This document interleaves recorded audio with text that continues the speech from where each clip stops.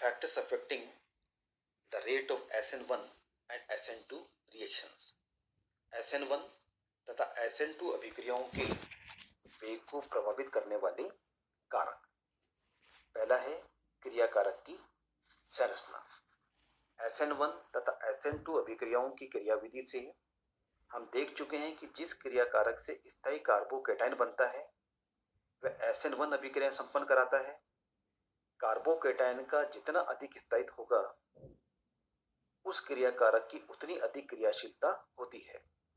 इसी प्रकार जो क्रियाकारक स्थायी संकर्ण अवस्था बनाता है वह SN2 अभिक्रियाएं संपन्न करता है।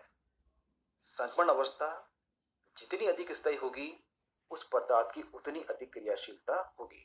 अतः हैलाइडों की एक श्रेणी की SN1 क्रियाशीलता का क्रम निम्न होता है, जबकि इसी श्रेणी की SN2 क्रियाशीलता का क्रम इसके विपरीत होता है। दूसरा है जाने वाले समूह या हैलाइड आयन की प्रकृति। जाने वाले समूह की प्रकृति का प्रभाव SN1 व SN2 दोनों प्रकार की अभिक्रियाओं में समान रूप से पड़ता है, क्योंकि दोनों ही अभिक्रियाओं में CX बंध टूटता है। क्लोराइड से आयोडाइड तक जाने में आयनिक त्रिज्या का मान बढ़ता जाता है, जिसमें CX बंध की सामर्थ्य घटती जाती है। CX बंध जितना दुर्बल होगा उतनी आसानी से वह टूट जाएगा, फलत वह पदार्थ उतने अधिक क्रियाशील होगा। अतः समान एल्किल समूह वाले हैलाइडों की क्रियाशीलता का क्रम निम्न होता है। तीसरा है नाभिक स्नेह की प्रकृति व सांद्रता। नाभिक स्नेह की प्रकृति व सांद्रता SN1 अभिक्रियाओं को प्रभावित नहीं करती, क्योंकि उनकी वेग निर्धारण पद में नाभिक स्नेह का कोई योगदान नहीं होता है।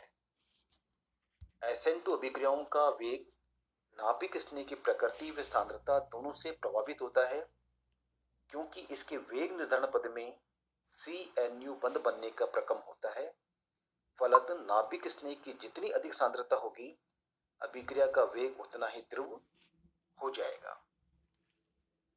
किसी अभिक्रिया में एक नाभिक स्नेह कार्बन परमाणु को अपना इलेक्ट्रॉन युग्म दान करता है। हम जानते हैं कि एक लुईस क्षार भी प्रोटॉन या लुईस अम्ल को अपने इलेक्ट्रॉन युग्म दान करता है। अतः कोई अभिकर्मक जितना प्रबल क्षारीय होगा वे उतनी ही तीव्र नाभिक स्नेह अभिक्रिया देगा। कुछ सामान्य नाभिक स्नेह अभिकर्मकों की क्रियाशीलता का बढ़ता हुआ क्रम निम्न होता है। उभयदंती नाभिक स्नेह की स्थिति में धातु की प्रकृति भी अभिक्रिया के प्रकार एवं उत्पाद को प्रभावित करती है। उदाहरण के लिए नाभिक स्नेह CN- में कार्बन व नाइट्रोजन दोनों परमाणु इलेक्ट्रॉन देने में समर्थ हैं। ऐसे में यदि AgCN का उपयोग किया जाए तो SN1 क्रियाविधि द्वारा एल्किल आइसोसाइनाइड बनता है, क्योंकि अभिक्रिया में बने मुक्त कार्बोकैटायन के साथ अधिक ऋण विद्युतीय नाइट्रोजन परमाणु बंध बनाता है।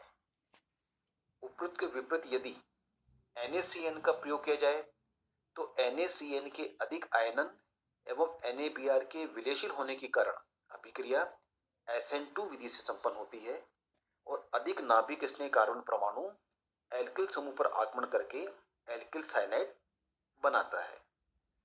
इसी प्रकार का प्रभाव AgNO2 NaNO2 में भी बढ़ता है। AgNO2 के साथ अभिक्रिया SN1 विधि से संपन्न होती है और अधिक ऋण विद्युतीय ऑक्सीजन परमाणु बंध बनाकर एल्किल नाइट्राइड का निर्माण करता है, जबकि NaNO2 लेने पर अभिक्रिया SN2 विधि से संपन्न होती है और अधिक ध्रुवित होने वाला या अधिक नाभिक स्नेह नाइट्रोजन परमाणु बंध बनाकर नाइट्रो एल्केन का निर्माण करता है। नेक्स्ट है विलायक की प्रकृति।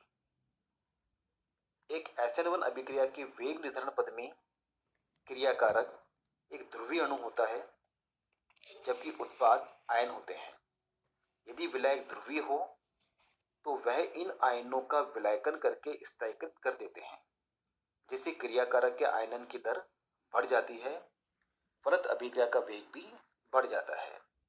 उपरोक्त के विपरीत एक SN2 अभिक्रिया के वेग निर्धारण पद में क्रिया कारकों में ध्रुवीय अणु के अतिरिक्त नाभिक स्नेह निरायन NU भी होता है, जबकि इसका मध्यवर्ती विस्थानीकृत आवेश युक्त संपन्न अवस्था है। अतः यदि विलायक ध्रुवीय होगा तो वह क्रियाकारक आयनों का विलायकन द्वारा स्थानीकरण कर देगा, फलत उनकी क्रियाशीलता कम हो जाएगी। अतः निष्कर्ष निकलता है कि एक ध्रुवीय विलायक SN1 अभिक्रिया का वेग तो बढ़ा देता है, जबकि SN2 अभिक्रिया का वेग घटा देता है। उपरोक्त के विपरीत यदि एक अध्रुवीय विलायक SN1 अभिक्रिया का वेग कम कर देता है, जबकि SN2 अभिक्रिया का वेग बढ़ा देता है। अब हम बात करेंगे SN1 व SN2 अभिक्रियाओं में क्या अंतर है। SN1 अभिक्रियाएं, इनके वेग पर नाभिक स्नेह की सांद्रता का कोई प्रभाव नहीं पड़ता। इनका वेग केवल सबस्ट्रेट की सांद्रता पर ही निर्भर करता है। इस प्रकार ये प्रथम कोटि वेग समीकरण का अनुसरण करते हैं, जबकि SN2 अभिक्रियाओं में इनका वेग सबस्ट्रेट तथा नाभिक स्नेह दोनों की सांद्रता पर निर्भर करता है। इस कारण ये द्वितीय कोटि वेग समीकरण का अनुसरण करती हैं। सेकंड है SN1 अभिक्रियाएं, इनमें रैसिमीकरण होता है, जबकि SN2 अभिक्रियाओं में इनमें पूर्णतः त्रिविमीय प्रतिपल इन्वर्जन वाल्डन इन्वर्जन होता है। SN1 अभिक्रियाओं में इनमें मुक्त C+ के कारण पुनर्व्यवस्थित उत्पाद प्राप्त होते हैं। इनमें मुक्त C+ आयन के अभाव में उत्पाद पुनर्व्यवस्थित नहीं होता। इनकी क्रियाशीलता का क्रम निम्न है और इनमें क्रियाशीलता का क्रम निम्न होता है। इनका वेग ध्रुवीय विलायकों में बढ़ जाता है, जबकि इनका वेग ध्रुवीय विलायकों में घट जाता है।